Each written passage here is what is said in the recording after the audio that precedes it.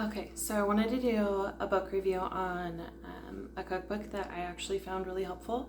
And I feel like cookbooks are a hard thing for me because I see something and it's new and shiny and I get excited about it. It's the whole ADHD dopamine trick of that looks exciting and new and I don't have that. And so I'll buy it, I'll read partially through it, and then I just give up because I don't care anymore.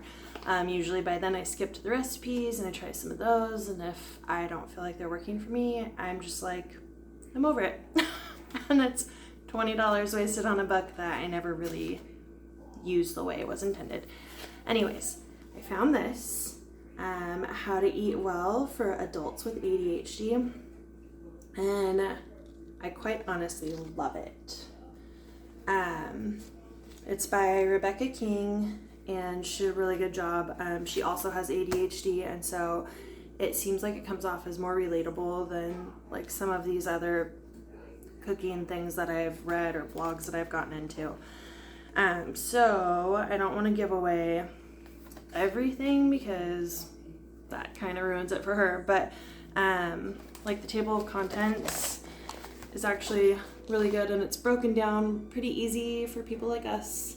And I actually read through the entire thing, which is unlike me. So, but yeah, the first part is this is your ADHD on food, which was really interesting to me. I know food has an effect on your mental well-being, whether you're ADHD or not, but just reading about like specifically ADHD and how that makes a difference was interesting to me. And then part 2, how to feed yourself when you have ADHD. Why is it so hard to listen to my body? ADHDers are constantly inconsistent, including with food. If that doesn't sum up my entire life, I don't know what does. Why am I such an emotional eater? ADHD and the food dopamine connection, and then like intuitive eating, and then of course the last section, which is typically where I just skip to, is let's get cooking, and then it's all the recipes. So I just wanted to show a little bit of like how the book looks on the inside.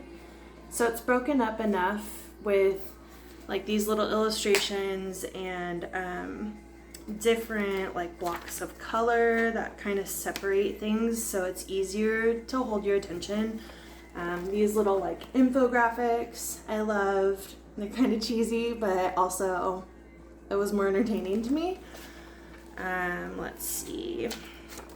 And then like the information was just really good. I was diagnosed late with ADHD, so like 3-4 years ago. So in my like mid 30s, and I just didn't understand a lot of this stuff. So if you've been around the ADHD block a lot, then maybe it's, not a big deal to you, but I thought this was really good information. It goes on to talk about like emotional eating and how your system gets dysregulated, and she gives you tips beyond just food on like how you can kind of help regulate yourself. Something that I've had a hard time with is I guess I knew this, but I don't think that I really paid attention to it, about like using food as a dopamine fix. And so even though I take stimulant medication, which I know is supposedly helps, well not helps, but kind of crashes your appetite, I would eat like nonstop, just like graze or snack or whatever, to the point where like sometimes I would binge. Didn't understand that it's because that was a way that I was stimming. So this just talks about like that whole situation and different things that you can do besides eating food. And you know what, she also, it's not a diet book, so she also goes into like if there are things that you are craving, like let's say you make a batch of chocolate chip cookies with your kids, and in an effort to not binge and eat all of those chocolate chip cookies, you raid your fridge and your pantry and try to eat all of the healthy things first, and it still doesn't hit like that satisfaction for you, and so you end up eating all of these cookies anyways.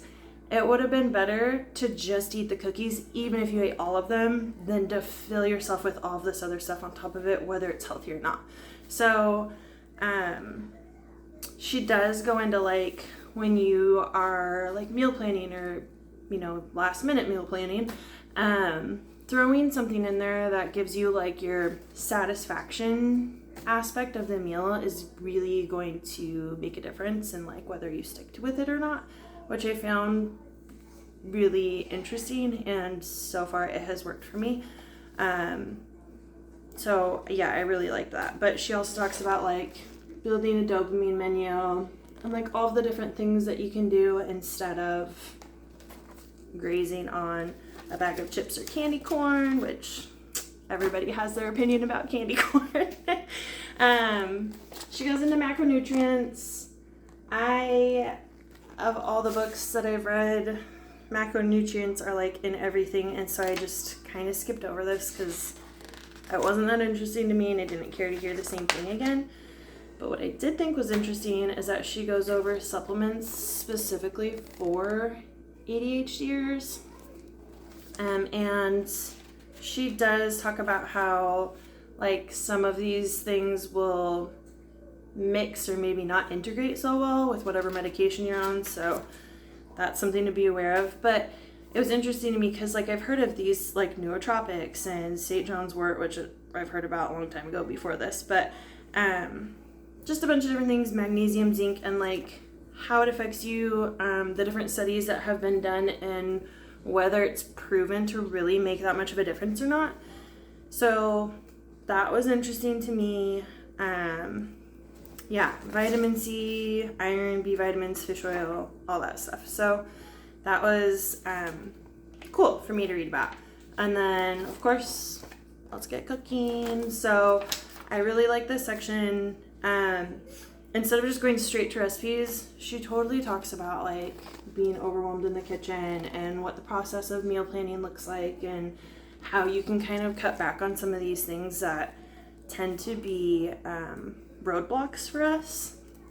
And then like she goes through a whole thing about meal planning, but like real life meal planning, not just blocking it out and making a meal plan that you're not going to actually stick to, or something that you'll buy all the things for and then be too tired to make. So yeah, there's like her example, just so you can kind of see visually what it looks like. But it really made a difference. Like I've done, you know, some of her suggestions over the last couple of weeks, and I really liked it. My husband's been impressed, who does not have ADHD, by the way. And so it just seems like things are going well. Food is like a hard thing for me, but it's also one of the central things of our house. We all eat meals together. I'm here all the time. I stay home with my kids, and so it's like food is kind of a big deal. Yeah, she even goes through like how to make a grocery list, which I know it seems self-explanatory, but but it's like really good. It's just really good to read.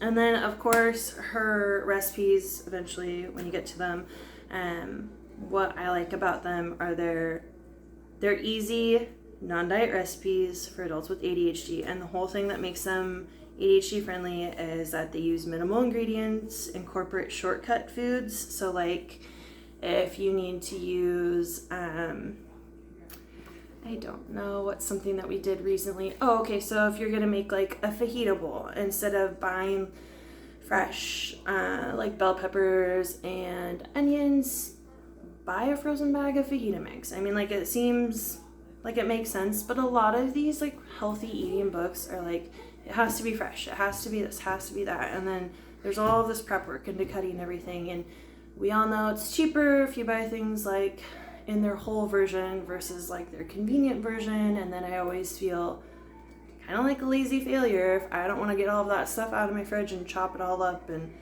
store it the way it's supposed to be stored. And so it almost kind of like gave me like a permission. Like she calls a lot of these things like it's the ADHD tax. But I was kind of like, you know what? That's okay. It's okay there are things that we buy in a more convenient style to make it work for us. So, of course, she has gorgeous pictures in here, and my things don't look at all like that, but they're still easy enough to make, and they're delicious. And so far, I've been able to make the same things for the rest of my family for dinners. Usually, you know, the kids are with me for breakfast and lunch, but my husband does it on his own. So, but for dinners at least, like, everybody's really loved it, and the kids have been fine with what I've gotten them for their snacks and breakfast and things. So, anyways, I recommend this. Really good book. If you're interested, and if not, thanks for watching my review.